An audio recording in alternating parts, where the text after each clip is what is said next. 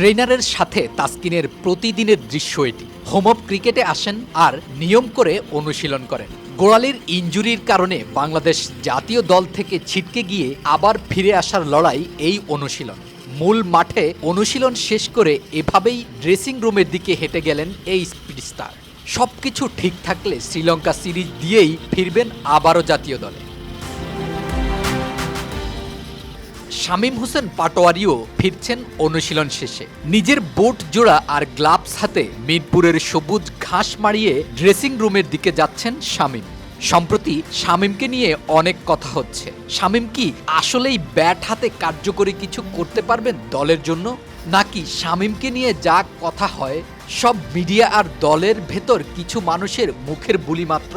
আমিরাত সিরিজে শামীমের পারফরমেন্স আর উইকেট ছুড়ে দিয়ে আসার ধরন দৃষ্টিকটুভাবে চোখে পড়েছে। তাহিদ হৃদয়ও অনুশীলন শেষে প্যাড খুলে রাখছেন হোম অফ ক্রিকেটের সবুজ ঘাসে।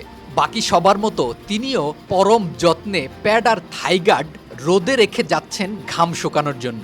এরপর আগে থেকেই রোদে রাখা ব্যাট আর গ্লাভস নিয়ে হাঁটা ধরলেন ড্রেসিং রুমের দিকে। হৃদয়েরও ভালো যায়নি আমিরাত সিরিজ, তাই নিজেই চাইবেন শ্রীলঙ্কা সিরিজ যেন নিজেকে ফিরে পাবার মঞ্চ হয়। ব্যাট হাতে হৃদয়ের জ্বলে ওঠা মানেই ক্রিকেট প্রেমী সব ভক্ত সমর্থকদের মুখের হাসি লম্বা হওয়া। এক এক করে সবার ব্যাটিং অনুশীলন শেষ হতেই শুরু হলো দলীয় অনুশীলন। দলীয় অনুশীলনে ক্যাচিং আর থ্রোয়িং অনুশীলন করলেন সবাই। কোচ আসার আগে নুরুল হাসান সোহান কিছুক্ষণ নকিং করে নিলেন, আর পেসার মুকিদুল মুগ্ধ ক্যাচ ধরলেন সব বল। তাদের সাথে যোগ দিলেন মৃত্যুঞ্জয়ও, আর সাথে তো বাকি সবাই আছেনই। একসাথে অনুশীলন করে কেউ কেউ যায় জাতীয় দলে, আবার কেউ থেকে যায় জাতীয় দলের বাইরে। টেস্ট দল শ্রীলঙ্কায় যাওয়ার আগে এখানেই অনুশীলনে ব্যস্ত ছিলেন। 5 দিনের টেস্টের চতুর্থ দিন আজ।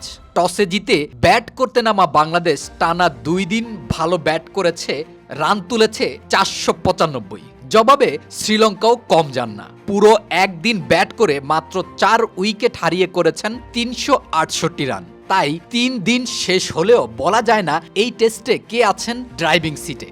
গলের উইকেট ব্যাটিং সহায়ক হয় বোলারদের সংগ্রাম করতে হচ্ছে।